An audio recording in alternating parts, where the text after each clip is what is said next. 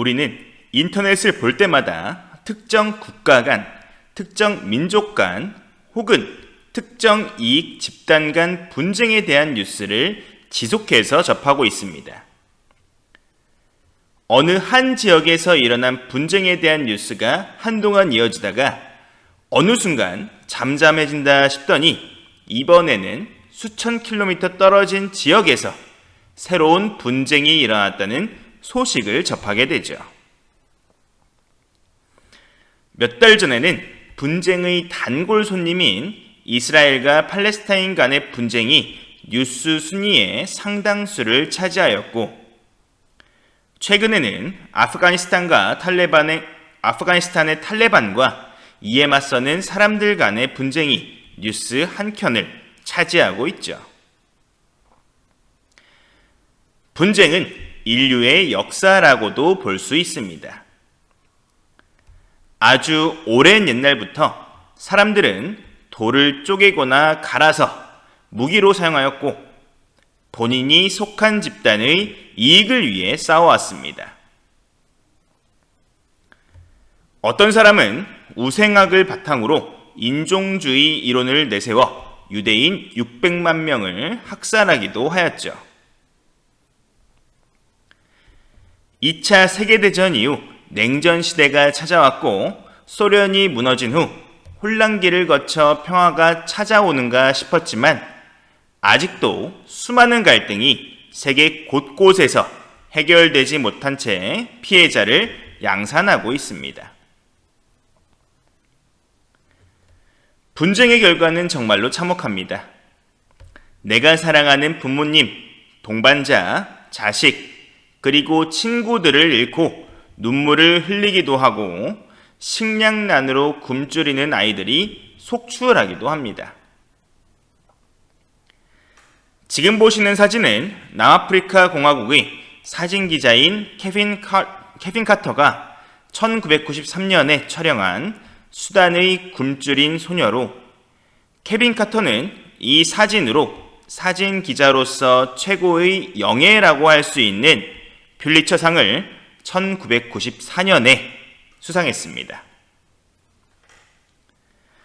케빈 카터가 찍은 이 사진은 전 세계로 퍼져나가 수단 문제에 대한 국제 여론을 환기시켰고 아프리카의 식량난을 알리는 데 크게 기여하였습니다.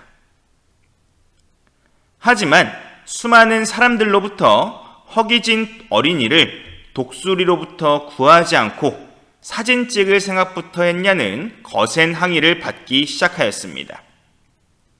그리고 인간성 대신 상을 택했다라는 비난을 받게 되었죠.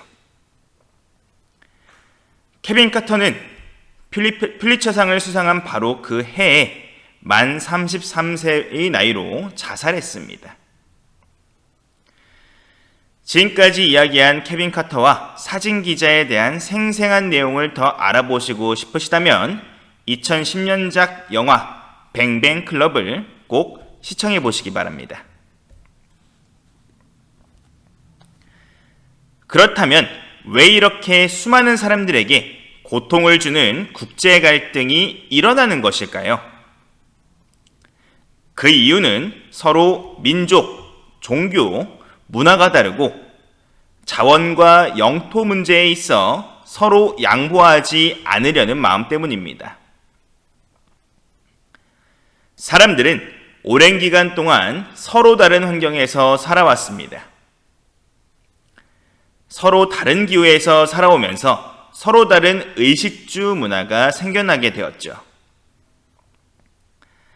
그 과정에서 서로 다른 문화를 향유하게 되었고 이로 인해 서로 다른 생각을 할 수밖에 없게 되었습니다.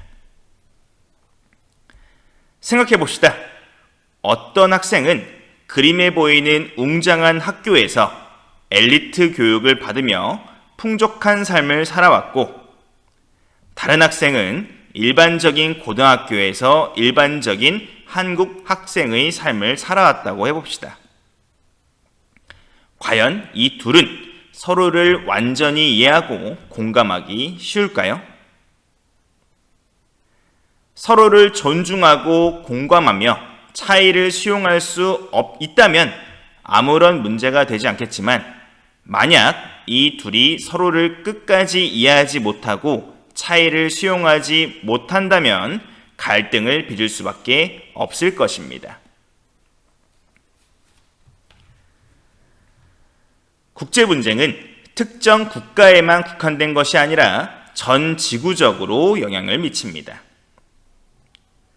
한 곳에서 발생한 불꽃이 다른 지역의 불씨가 될 수 있다는 것이죠.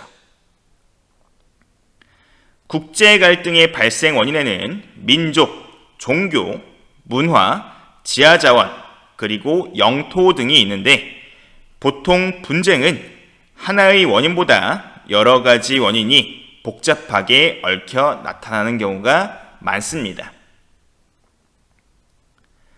먼저 영토 및 자원 분쟁과 관련된 지역에 대해 알아보도록 하겠습니다. 난사군도는 남중국해 중부에 위치하고 있는데, 이 난사군도를 둘러싸고 중국, 대만, 베트남, 말레이시아, 필리핀, 브루나이 간 분쟁이 오랫동안 계속되고 있습니다. 여기서 군도는 무리를 이루고 있는 크고 작은 섬들을 의미합니다.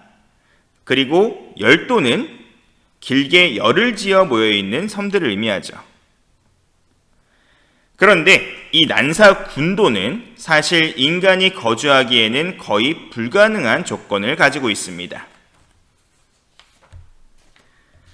난사 군도는 약 1000여 개의 소도, 사주, 환초, 암초로 구성되어 있는데, 이 중 면적이 0.1제곱킬로미터가 넘는, 즉 가로 세로 길이가 10m가 넘는 섬이 7개에 불과하고, 가장 큰 섬은 가로 세로 20m 정도밖에 되지 않기 때문이죠.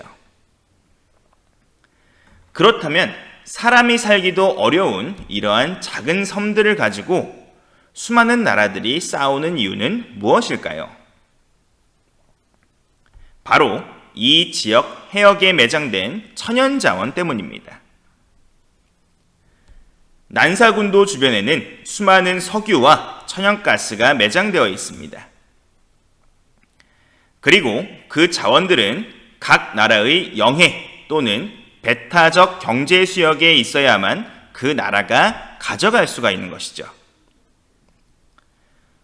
여기서 영해는 영토로부터 12해리, 약 22km까지의 범위를 말하고, 배타적 경제 수역은 영토로부터 200해리, 약 370km까지의 범위를 말합니다.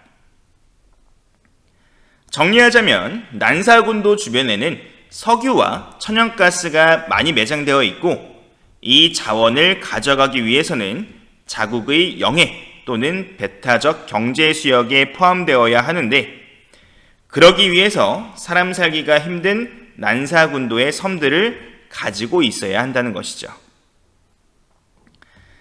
난사군도 점유로 인한 경제적 이익이 워낙 크다 보니 난사군도 분쟁은 점점 심화되고 있습니다.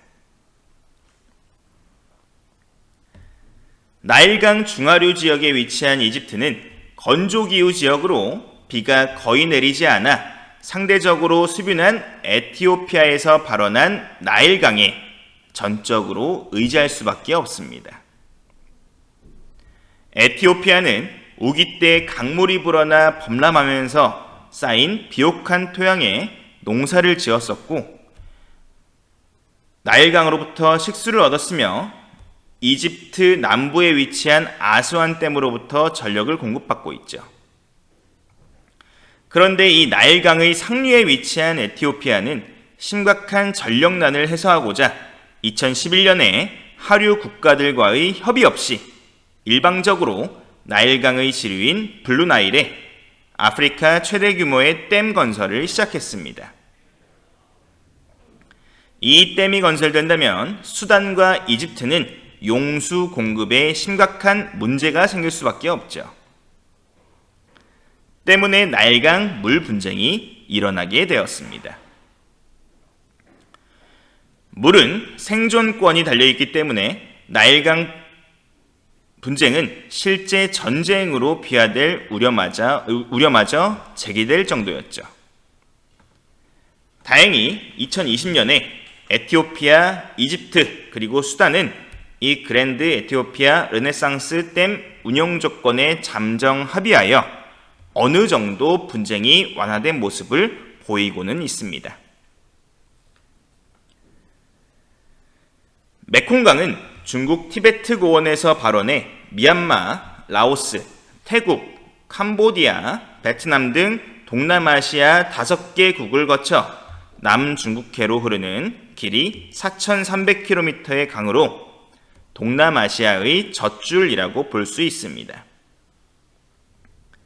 그런데 이 메콩강의 상류에는 중국이 11개의 댐을 건설하여 가동 중에 있죠.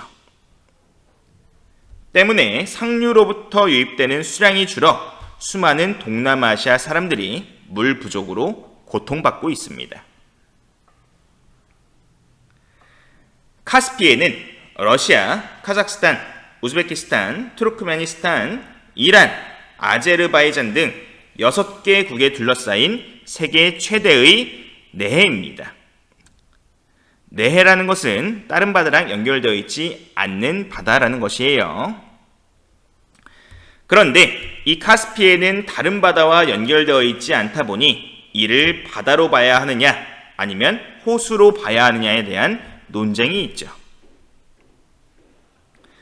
바다냐 호수냐가 무엇이 중요하냐고 물어볼 수도 있지만 바다로 보느냐 아니면 호수로 보느냐에 따라서 카스피해에 있는 수많은 석유, 천연가스를 가져가는 양이 달라지게 됩니다.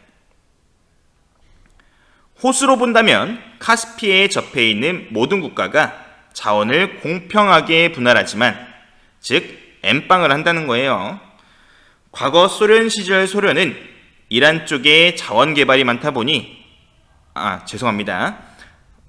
모든 국가가 자원을 공평하게 분할하지만 바다로 볼 경우에는 카스피해에 접해 있는 영토만큼 영해와 배타적 수역이 늘어나 가져가는 자원의 양이 많아지게 되죠.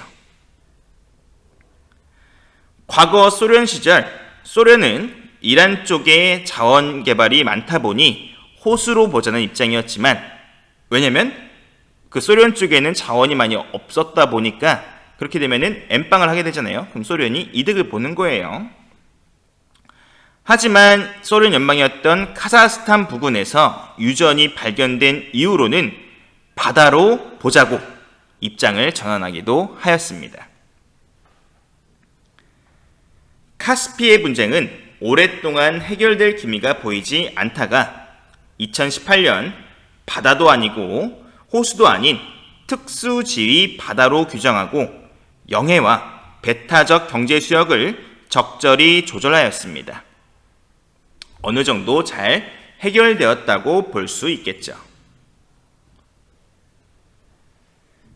북아일랜드는 위 분쟁들과는 성격이 조금 다릅니다. 자원이나 영토 때문이 아니라 종교 때문에 분쟁이 일어나고 있는 것이죠. 북아일랜드는 주민의 88%가 가톨릭 교도입니다. 즉 천주교란 얘기죠. 반면에 북아일랜드를 지배했었던 영국은 기독교 신자가 59%에 이릅니다. 한마디로 기독교의 나라인 거죠. 아일랜드는 과거 영국의 지배를 받았을 당시 가톨릭 교도들의 선거권 및 피선거권 박탈, 공직 진출 배제, 재산 소유 제한 등 수많은 탄압을 당했었으며, 독립을 한 후에도 가톨릭에 대한 차별과 억압이 지속되자 분쟁이 격화되었었습니다. 지금은 예전처럼 격렬한 분쟁이 일어나지는 않지만 오랜 기간 동안 이어왔던 구교도와 신교도의 분쟁은 끝을 모르고 지속되고 있습니다. 카슈미르는 지리적으로 인도와 파키스탄의 중간에 위치한 지역입니다. 1947년 영국령 인도화 대륙이 종교에 따라 힌두교인 인도와 이슬람교인 파키스탄으로 분할 독립될 당시 카슈미르 지역 주민의 대다수는 무슬림이었습니다. 하지만 이 지역의 영주는 힌두교로서 인도 편향적이었고 결과적으로 인도에 편입되게 되었죠. 때문에 카슈미르 지역 내 반인도 정서가 확대되었고 1980년대 후반부터 카슈미르의 분리 독립운동이 활발하게 진행되기 시작하였으며 그 분쟁은 해결되지 않고 점점 더 복잡해져 가고 있습니다.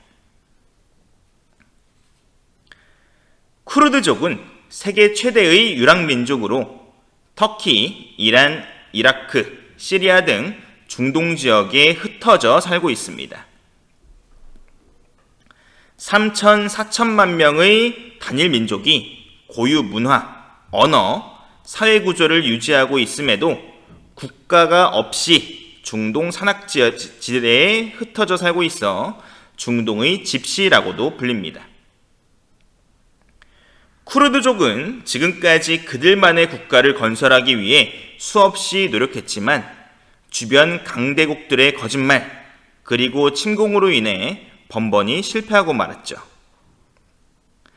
몇 년 전에는 터키가 이 쿠르드족들을 엄청나게 공격해서 터키 쿠르드족 난민 사태가 발생하기도 했었습니다. 이처럼 본토를 떠나 타지에서 자신들의 규범과 관습을 유지하며 살아가는 민족 집단 또는 그 거주지를 디아스포라라고 합니다. 남수단 지역 분쟁은 그 종류가 매우 다양하고 복잡합니다. 오늘은 그중 가장 큰 부분을 차지하는 수단 남수단 간의 분쟁에 대해서만 이야기를 해보도록 하겠습니다. 원래 수단과 남수단은 2011년 전까지 수단 하나의 국가였었습니다. 하지만 북부 수단과 남부 수단은 민족도 다르고 종교도 달랐죠. 북부는 과거부터 이슬람 제국의 영향을 받아 이슬람교가 대부분이었지만 사하라 사막이 가로막고 있어 이슬람의 영향이 적었던 남부 수단은 유럽의 영향을 받아 영어를 사용하고 기독교 신자가 많았습니다. 때문에 북부 수단과 남부 수단은 항상 분쟁을 이어왔었죠. 거기다 남부 수단에서 대규모 유전이 발견되면서 이 둘 간의 분쟁은 더욱 격화되었습니다. 오랜 기간의 분쟁 끝에 수많은 난민들이 생겨났죠. 그 유명한 이 사진도 수단과 남수단의 분쟁 상황에서 찍힌 사진입니다. 이 둘 간의 분쟁은 2011년 남수단이 독립을 하면서 사라지는 듯 했지만 그 이후에도 수단과 남수단의 분쟁은 지속되었으며 남수단 내에서도 정치적인 이유로 분쟁이 일어났습니다. 지금은 평화를 유지하고 있지만 미래는 그리 밝아 보이지만은 않습니다. 오늘 수업은 여기까지입니다. 다음 시간에 더 좋은 모습으로 찾아뵙도록 하겠습니다.